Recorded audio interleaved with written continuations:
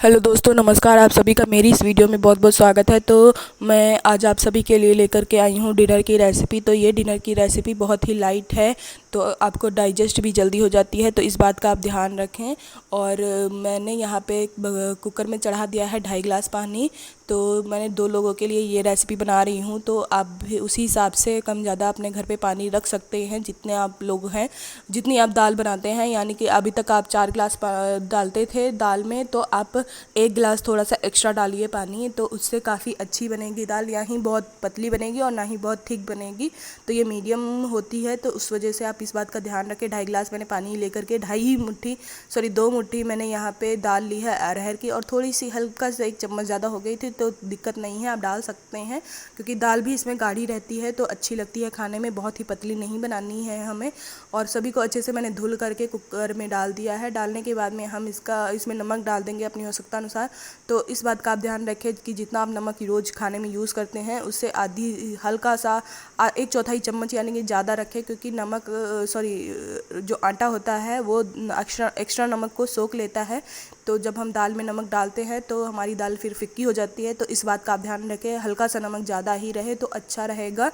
और उसके बाद में मैंने ढक्कन बंद कर दिया है, और साथ ही हम अपनी आटे की तैयारी कर लेते हैं। मैंने आटा यहाँ पे गूंद लिया है। तो ये आटा मैंने सिंपल ही गूंदा है, इसमें सिंपल ही आटा यूज़ होता है। और कई कई जगह पे इसे तूर की दाल बोलते हैं, तो ये भी आप ध्यान रखिए। और ये अरहर की दाल में ही बनता है। अगर आपकी घर की नहीं मार्केट वाली दाल है तो आप उसको, ये जो मैं डिश बता रही हूँ, इसको बनाने के बाद में आप हल्का सा तड़का उसमें डाल सकते हैं। 2 चम्मच सरसों का तेल लेकर के 4-5 लहसुन की कलियों को काट करके, आप चाहे तो बड़ा भी रख सकते हैं अपने हिसाब से, और उसको पका लेना है अच्छे से। पकने के बाद में उसमें 1 आप लाल मिर्च डाल दीजिए अगर आपको तीखा पसंद है तो, वरना आप सादा ही तड़का लगा दीजिए। जीरा डाल करके, जीरा लहसुन से तड़का लगा करके आप उसको बस कुकर में या भगोने में जिसमें भी आप इसे पलटेंगे और उसमें तड़का लगा दीजिएगा।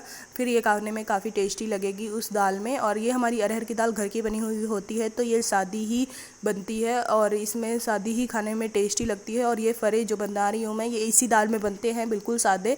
तो ये सादे खाने में अच्छे लगते हैं। और अगर कोई भी घर में बीमार होता है तो आप इसे डिनर में या मॉर्निंग टाइम पे इसे बना करके दे सकते हैं, तो उससे थोड़ा सा उस इंसान का पेट भी भर जाएगा और उसे खाने में भी अच्छे लगेंगे। खाने के बाद में उसका मन थोड़ा सा अच्छा हो जाएगा, उसे अच्छा अच्छा फील होने लगेगा। तो यहाँ पे आटा मैंने बड़ा पेड़ा बना लिए थे 2, तो मैं 2 लोगों के लिए बना रही हूँ, तो मैंने 2 ही पेड़े बनाए हैं। थोड़ा ही आटा गूंदा था, और गूंदने के बाद में हमने इसके छोटे छोटे पीसेस कट कर लिए हैं, जैसे कि आप पानी पूरी के लिए पूरियाँ कट करते हैं, बिल्कुल वैसे ही। तो गिलास का आकार आप बड़ा छोटा रख सकते हैं, जितना भी आप रखना चाहें। तो उसके बाद में मैंने इन सभी को अच्छे से काट लिया है। तो इसका पेड़ा हमें जितना लेना है, जितना हम पराठा बनाते हैं आलू भरने के बाद में जितना मोटा बनता है उतना ही मोटा हमें पराठा रखना है। और उसके बाद में अपने छोटे छोटे पीसेस काटते जाएंगे। तो कम से कम जितना बड़ा हम पीढ़ा होता है उतने में हमारी 4 से 5 पूड़ियाँ बड़े आराम से कट जाएंगी।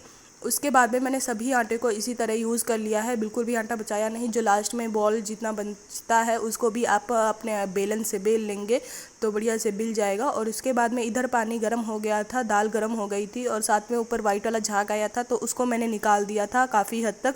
तो थोड़ा बहुत रहता है तो दिक्कत नहीं होगी। और साथ ही मैंने बॉयल आने के बाद में ही तेज़ आंच पे ही मैंने एक एक करके सारे फरे डाल दिए हैं। तो आप एक एक करके एक डालिए और 2 सेकंड के लिए वेट कीजिए, फिर डालिए 2 सेकंड के लिए वेट कीजिए। तो आपके फरे एक साथ चिपकेंगे नहीं, इकट्ठे डालेंगे तो चिपकने का डर है। और डालने के बाद में 2 सेकंड बाद ही ये नीचे जाने के बाद में ऊपर आ जाते हैं, और मतलब ये थोड़ा सा पकने लग जाते हैं। तो इस बात का आप ध्यान रखें, उनका चिपकने का प्रोसेस हट जाता है। और उसके बाद में हम एक एक करके सारे फरे डालते जाएंगे, 2-2 सेकंड के लिए वेट करेंगे, और बस हमारी फरे सारे हम इसमें डाल देंगे। तो मेरे इस 2 पराठे के आटे में 15 ही फरे बने थे, तो 2 लोगों के लिए 15 फरे इनफ हैं। तो आप हिसाब से कम ज़्यादा भी रख सकते हैं, तो इसमें बच ही जाएंगे।